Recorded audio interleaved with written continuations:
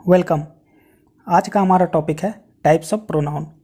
Pronoun के definition with example last video session में मैंने एक्सप्लेन किया था।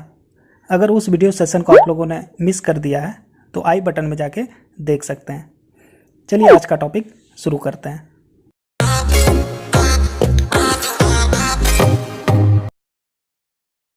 Types of pronoun. Mainly there are 8 types of pronoun. Pronoun के 8 टाइप्स होते हैं। पहला है हमारा पर्सनल प्रोनाउन, जो सब्जेक्टिव प्रोनाउन के नाम से भी जाने जाते हैं। Second, possessive pronoun. Third is our reflexive pronoun. Fourth is relative pronoun. Fifth, demonstrative pronoun. Sixth is indefinite pronoun. Seventh is our interrogative pronoun and the last 8th one is distributive pronoun. Personal pronoun, words that directly represent the person or thing is said to be a personal pronoun. ऐसे words जो directly एक person के बारे में बता रहा होता है या थिंग्स चीज़ के बारे में बता रहा होता हो तो वो पर्सनल प्रोनाउन के कैटेगरी में आते हैं। एग्जाम्पल क्या हो सकते हैं? यू आर फूल, जिसमें यू जो प्रोनाउन है वो पर्सनल प्रोनाउन की कैटेगरी में आते हैं। क्यों? क्योंकि ये डायरेक्टली एक प्रेजेंट कर रहे होते हैं पर्सन को, पर्सन के बारे में बता रहा होता है। जैसे सेकंड एग्जांपल है दे आर नाइस।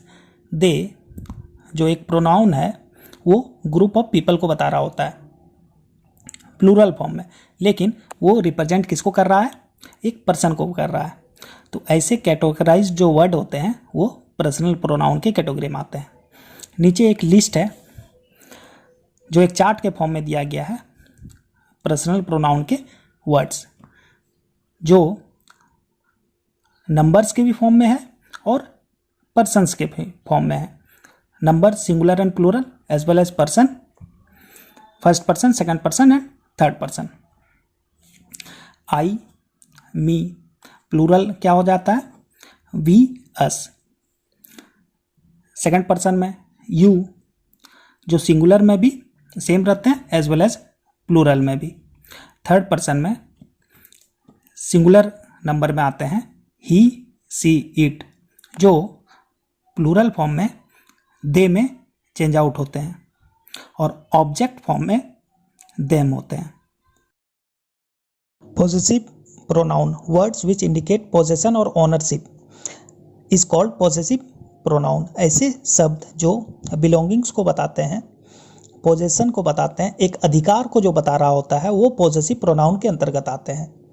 जैसे एग्जाम्पल में अगर बोले कि ये रूम मेरा है, this is my room, this room is mine, ये एक अधिकार को बता रहा होता है, एक अपनापन को बता रहा होता है। तो ऐसे कैटेगराइज जो वर्ड होते हैं वो हमारे पॉजेसिव प्रोनाउन के अंतर्गत आते हैं। यहाँ पे जो शब्द हैं माई एंड माइन वो पॉजेसिव प्रोनाउन के अंतर्गत आते हैं, जो 2 कैटेगरी में है।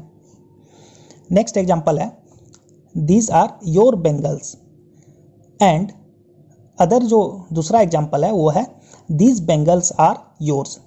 दोनों पॉजेसिव प्रोनाउन ही है लेकिन 2 कैटेगरी में है, एक अधिकार को बता रहा होता है। तो ऐसे कैटेगराइज जो वर्ड होते हैं वो पॉजेसिव प्रोनाउन के अंतर्गत आते हैं।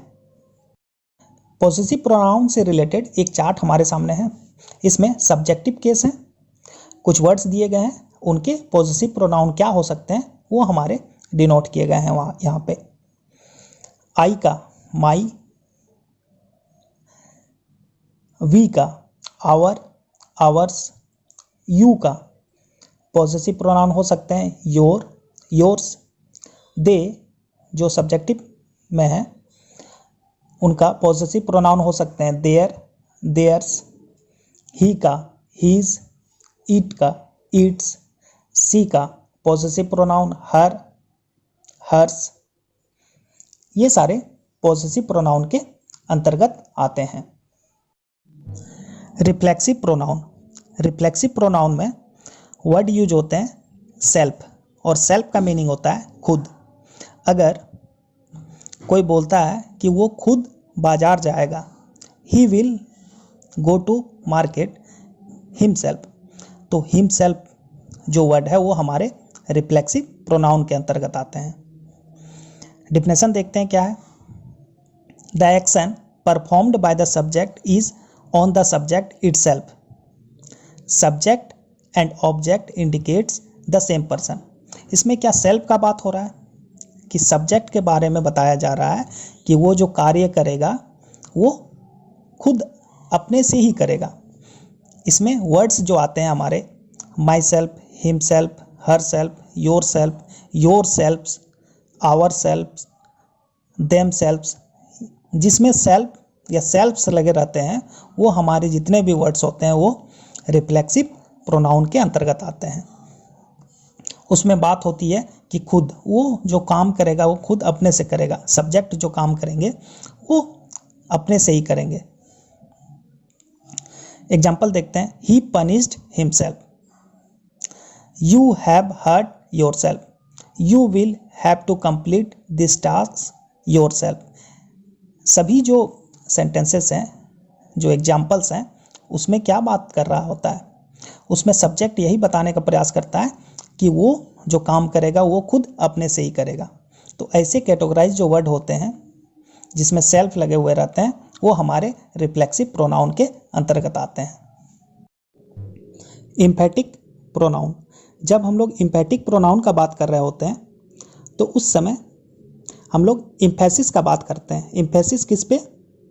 सब्जेक्ट पे, जो नाउन और प्रोनाउन हो सकते हैं। अगर हम बोले I myself will do the work, इसमें क्या हम लोग बोल रहे हैं कि मैं खुद अपने आप से ये काम करूँगा। मतलब ऑप्शन का उसमें गुंजाइश नहीं रहेगा। सब्जेक्ट क्या है, जो एक प्रोनाउन का फॉर्म में आई है, वो बोल रहा होता है कि वो खुद अपने से वो कार्य करेगा। तो ऐसे जो सेंटेंसेस जो आते हैं वो एम्फेटिक प्रोनाउन के कैटेगरी में आते हैं। डिफिनेशन क्या है? When a reflexive pronoun is used to give emphasis on a particular noun और प्रोनाउन। जब ऐसे रिफ्लेक्सिव प्रोनाउन जो होते हैं वो सब्जेक्ट पे एम्फेसिस देते हैं, जो एक नाउन और प्रोनाउन के फॉर्म में रह सकते हैं। पर्टिकुलर कोई नाउन या प्रोनाउन हो सकता है, जैसे आई, वी, या कोई नाम भी हो सकता है। तो ऐसे कैटेगरी ऑफ सेंटेंसेस जो आएंगे वो हमारे एम्फेटिक प्रोनाउन के अंतर्गत आएंगे।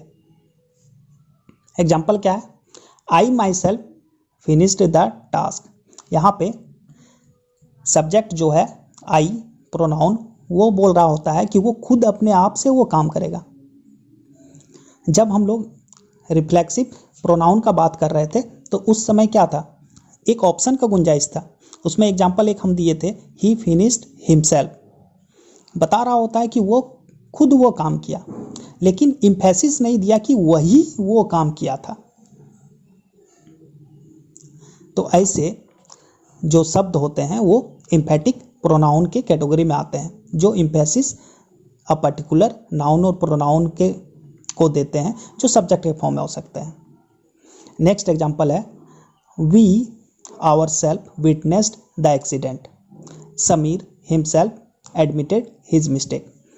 ये जो सब्जेक्ट है वी एंड समीर, ये एम्फेसिस देते हैं खुद अपने आप पे कि उसने ही कार्य को होते हुए देखा था, या मिस्टेक जो हुआ था समीर के द्वारा वो खुद अपने से ही किया था, वो एडमिट करता है, तो एम्फेसिस देता है। तो ऐसे जो कैटेगराइज ऑफ सेंटेंसेस होते हैं या वर्ड्स होते हैं वो हमारे एम्फेटिक प्रोनाउन के कैटेगरी में आते हैं।